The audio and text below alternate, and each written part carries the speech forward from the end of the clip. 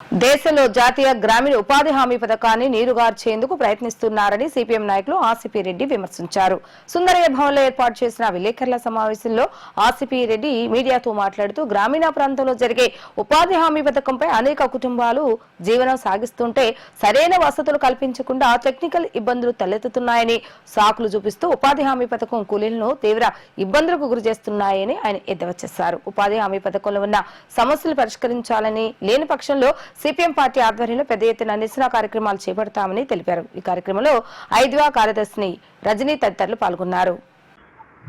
రాష్ట్రంలో ఉపాధి హామీ పనులు బాగా స్పీడ్గా జరుగుతూ ఉన్నాయి.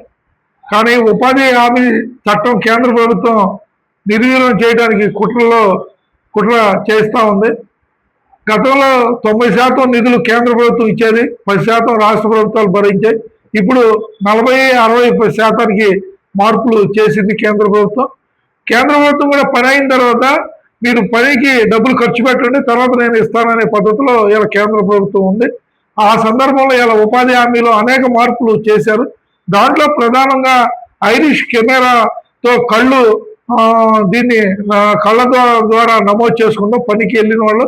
కానీ అవి ఐరిష్ కెమెరాలో ఏలుముద్రలో సరిగ్గా పడక ఉపాధి పని చేసిన తర్వాత కూడా గంటల తరబడి అక్కడ కార్మికులు నిలబడవలసిన పరిస్థితి వస్తుంది.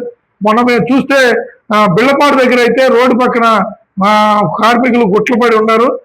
ఈ ఐరిష్ కెమెరా ఇది కొంతమందికి రాక నానా ఇబ్బందులు పడుతున్నారు. రెండోది, అసలు చట్టంలో గతంలో ఎక్కడన్నా ఉపాధి పని చేస్తూ ఉంటే చెరువుల దగ్గర కానీ వాటికి కానీ టెంట్లు వేసి మంచినీళ్ళు పెట్టి వాళ్ళకు ఓఆర్ఎస్ ప్యాకెట్లు ఇవ్వాలని ఉన్నాయి. కానీ ఎక్కడ ఆ పనులు చేయట్లేదు.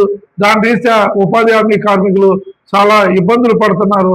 కాబట్టి ప్రభుత్వం ఎప్పటికైనా ఎక్కడ ఉపాధి పని జరుగుతుందో అక్కడ టెంట్లో అలా మినిమం వసతులు మంచినీళ్ళు అందించాలని మేము డిమాండ్ చేస్తున్నాం. దాని మీద రాబోయే రోజుల్లో ఈ సమస్యల మీద, ఉపాధి హామీ కార్మికుల సమస్యల మీద మేము పోరాడతామని ఈ సందర్భంగా తెలియజేస్తున్నాం.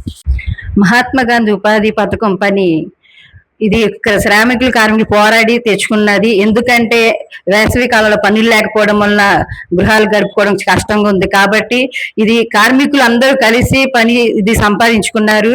మరి కేంద్ర ప్రభుత్వంలో ఉన్న వాళ్ళు ఈ పనిని ఈ పథకం ద్వారా కార్మికులకి డబ్బులు లబ్ధి పొందుతున్నారు వాళ్ళ ఇంటి దగ్గరుండి అని దీన్ని నిర్వీర్యం చేయాలని, ఈ పనినే తీసివేయాలని కేంద్ర ప్రభుత్వం కుట్ర పన్ని ఏంటంటే ప్రజల చేతనే ఈ పని మాకొద్దు అని అనిపించేటట్లుగా ఇప్పుడు 100 రోజులు పని పెట్టిన తర్వాత కనీసం ఎండల్లో చేస్తున్నారు. 9 పని అయిపోయిన తర్వాత కూడా నమోదు చేసుకోవటానికి పేర్లు అవి వాళ్ళు అంటే పనికొచ్చామనేది నమోదు చేసుకోవటానికి ఫోటోలు దిగటం వల్ల ఇది సరిగా రాకపోవటము, ఇవన్నీ ఇబ్బందులు పడి 12 దాకా కూడా అక్కడే ఎండలో నిలబడి చేసుకుంటున్నారు. అది అవలేదని చెప్పి అంటే నెట్ట లేదు అవి లేవని చెప్పి అలా నుంచోబెడతారు. చిన్న పిల్లలను సైతం ఇంటి దగ్గర చూసుకునే వాళ్ళు లేక చిన్న పిల్లలు సైతం తీసుకుని పనికి వెళ్తున్నారు. ఆ ఎండలో అలా ఉండి వడదెబ్బలు అవి తగులుతున్నాయి. ఇప్పటికైనా వాళ్ళకి అక్కడ టెంట్ అనేది వేయడం లేదు. చాలా చోట్ల టెంట్ వేయటం లేదు.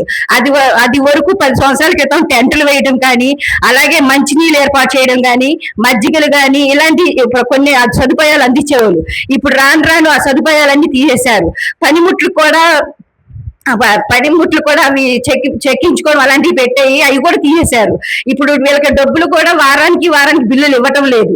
వస్తాయి అని మధ్య పెడుతున్నారు. పోయిన సంవత్సరం బిల్లులనే ఇప్పుడు విడుదల చేశారు. కానీ డబ్బులు విడుదల చేసామని చెప్పి ప్రతిగా గొప్పగా చెప్పుకుంటున్నారు. కానీ కూటమి ప్రభుత్వం వాళ్ళు ఈ పోయిన సంవత్సరం బిల్లులు ఇప్పటికి విడుదల చేశారు. ఇప్పటికైనా ఉపాధి పనులు ఏంటంటే